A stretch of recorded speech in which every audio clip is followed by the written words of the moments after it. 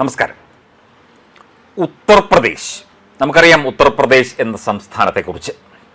അവിടെ എങ്ങനെ വികസനം മുമ്പോട്ട് വരുന്നു, എങ്ങനെ ജനങ്ങളുമായി മുഖ്യമന്ത്രി അടക്കം യോഗി ആദിത്യനാഥ് അടക്കം ഇടപെടുന്നു തുടങ്ങിയ കാര്യങ്ങളൊക്കെ നമ്മുടെ കേരളത്തിലെ മാധ്യമങ്ങളൊന്നും വലിയ ചർച്ചയാക്കില്ല. പക്ഷേ ഉത്തർപ്രദേശിൽ എന്തെങ്കിലും ഒരു പ്രശ്നമുണ്ടായിക്കഴിഞ്ഞാൽ അതിനെ ഊതിപ്പെരിപ്പിച്ച് ഇല്ലാത്ത കഥകൾ മെനയാൻ ചില മലയാള മാധ്യമങ്ങൾക്ക് വലിയ താല്പര്യമാണ്.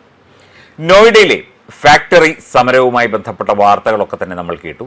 ഒരു ഫാക്ടറിയിൽ അല്ലെങ്കിൽ തൊഴിലാളികൾ സമരം ചെയ്യുന്നത് പുതിയ കാര്യമൊന്നുമല്ല. അവരുടെ ആവശ്യങ്ങൾക്കായി സമരം ചെയ്യുക തന്നെ വേണം എന്നതാണ് ഒരു പൊതു അഭിപ്രായമായി നമുക്ക് പറയാനുള്ളത്. പക്ഷേ അതൊക്കെ തന്നെ പരിഹരിച്ച് ഉത്തർപ്രദേശിലെ തൊഴിലാളികളെ അവരെ ഹൃദയത്തോട് ചേർത്ത് നിർത്തിക്കൊണ്ട് അവരുടെ പ്രശ്നങ്ങൾ പരിഹരിച്ച് അവർക്ക് ആവശ്യമുള്ള ശമ്പള വർധനവും അവരുടെ ഡ്യൂട്ടി ടൈമുമായി ബന്ധപ്പെട്ട കാര്യങ്ങളിലൊക്കെ തന്നെ തീരുമാനമെടുത്തിട്ടും ഇപ്പോഴും ചില മലയാള മാധ്യമങ്ങളും ചില മലയാള CPM സൈബർ ഹാൻഡിലുകളും ഒക്കെ തന്നെ വീണ്ടും വീണ്ടും യോഗി ആദിത്യനാഥിനെതിരെ തിരിഞ്ഞുകൊണ്ടിരിക്കുന്ന അല്ലെങ്കിൽ അദ്ദേഹത്തെ വിമർശിക്കുന്ന, കുറ്റപ്പെടുത്തുന്ന, ചീത്ത പറയുന്ന കാഴ്ചയാണ് നമ്മൾ കണ്ടുകൊണ്ടിരിക്കുന്നത്. CPMന് ഉത്തർപ്രദേശിൽ എന്താണ് കാര്യം എന്ന് നമുക്കെല്ലാവർക്കും അറിയാം. എന്താണ് കാര്യം? ഒന്നുമില്ല. ഇവിടുന്ന് ആൾക്കാരൊക്കെ പോയിട്ടാണ് അവിടെ സമരം ചെയ്യുന്നത്. CITU എന്ന ഏജൻസി അവിടെ ഉണ്ടോ എന്നുള്ളത് ഇവിടുന്ന് ആളുകൾ പോയപ്പോഴാണ് നമ്മൾ അറിയുന്നത്. അവിടെ അങ്ങനെ ഒരു സംവിധാനമുണ്ട്. അവിടെ മറ്റു ചില സംഘടനകളൊക്കെ ഉണ്ട്.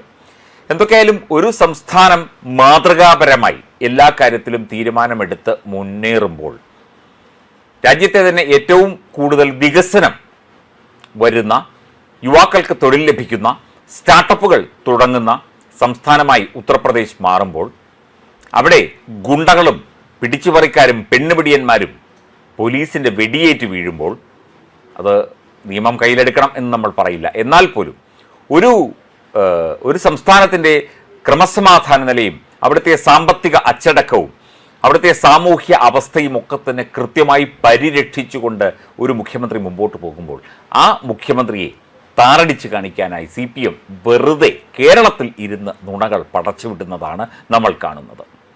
ഇതാണ് CPMൻ്റെ രാഷ്ട്രീയം. CPM ഉത്തർപ്രദേശിൽ എന്നല്ല, ഒരിടത്തും ഒന്നുമല്ല. കേരളത്തിൽ മാത്രമേ ഉള്ളൂ CPM എന്നത് നമുക്കറിയാവുന്ന കാര്യമാണ്. ഇവിടെ തന്നെ ഇപ്പോൾ ഏതാണ്ട് തകർന്ന് തരിപ്പണമായി അധപ്പതിച്ച് നിൽക്കുന്ന ആ കാഴ്ചയാണ് കാണുന്നത്. എന്നിട്ടും യോഗി ആദിത്യനാഥിനെതിരെ ഇപ്പം ജോൺ ബ്രിട്ടാസ് അടക്കം അല്ലെങ്കിൽ A. റഹീം അങ്ങനെയുള്ള ആളുകളടക്കം വലിയ വലിയ പ്രചരണങ്ങളാണ് ഉത്തർപ്രദേശ് സർക്കാരിനെതിരെ നടത്തിക്കൊണ്ടിരിക്കുന്നത്. ഉത്തർപ്രദേശിലെ കാര്യം നോക്കാൻ യോഗി ആദിത്യനാഥ് എന്ന മുഖ്യമന്ത്രിക്ക് നന്നായിട്ടറിയാം. അത് അദ്ദേഹം കൃത്യമായി ചെയ്തുകൊള്ളും. അതിന് ഇവിടെ ഇരുന്ന് CPMകാർ കിടന്ന് ഓരിയിടുകയും ബഹളം കൂട്ടുകയും ഒന്നും വേണ്ട. ഇല്ലാത്ത കഥകൾ പ്രചരിപ്പിച്ച് തൊഴിലാളി വർഗ പ്രസ്ഥാനമാണത്രേ. ഇവിടെ തൊഴിലാളികൾക്ക് ക്ഷേമ പെൻഷനും അതുപോലെയുള്ള ആനുകൂല്യങ്ങളും എവിടെ കൊടുക്കുന്നു? ഇവിടെ കേരളത്തിൽ എത്ര പൊതുമേഖലാ സ്ഥാപനങ്ങളിൽ പ്രവർത്തിച്ചിരുന്ന കമ്പനികൾ പൂട്ടിക്കിടക്കുന്നു, നഷ്ടത്തിലോടുന്നു. കേരളത്തിലെ പാവപ്പെട്ട തൊഴിലാളികളെ ഇത്രയധികം വഞ്ചിക്കുകയും തകർക്കുകയും യൂണിയൻകാരുടെ പേര് പറഞ്ഞ് ഇല്ലാതാക്കുകയും ചെയ്ത മറ്റൊരു പ്രസ്ഥാനമുണ്ട്. ഇത്രയധികം സ്ഥാപനങ്ങൾ പൂട്ടിച്ച ഒരു പ്രസ്ഥാനമുണ്ടോ? CPM. ആ CPM ആണ് ഉത്തർപ്രദേശിലെ അവിടുത്തെ ഇൻഡസ്ട്രിയൽ ആ ഒരു ഡെവലപ്മെൻറ്റ് എന്നതിന് ഏറ്റവും പ്രാധാന്യം നൽകുന്ന ഒരു മുഖ്യമന്ത്രിയെ ഇത്തരത്തിൽ ഇങ്ങനെ താറടിക്കുന്നത്. ഇതൊക്കെ കേട്ട് ചിരിക്കാതിരിക്കാൻ സാധാരണക്കാർക്ക് കഴിയുമോ?